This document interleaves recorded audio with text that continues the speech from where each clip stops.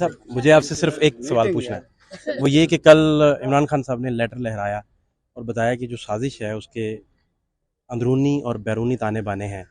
آپ جب تک منسٹر تھے کابینہ میں اس طرح کی بات کبھی ہوئی تھی؟ کبھی وہ منظر عام پہ لائے تھے؟ اور وہ جو لیٹر لہرایا ہے وہ کہتے ہیں عسکری ذرائع کو بھی دے چکے ہیں، عسکری قیادت کو بھی دے چکے ہیں، وہ کیا ہے وہ بینہ طور پر؟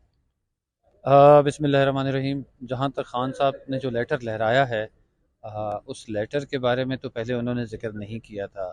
یہ انہوں نے جلسہ عام میں جو بات کی ہے اس لیٹر میں کیا ہے، میرا خیال ہے اگر کوئی لیٹر اتنا دلچسپ تھا تو وہ پاکستانی قوم کے سامنے آنا چاہیے تھا، کیونکہ قوم بھی اتنا ہی حق رکھتے ہیں جتنا کوئی اور حق رکھتا ہے وہ جاننے کا کہ آخر اس کاغذ میں کیا موجود تھا.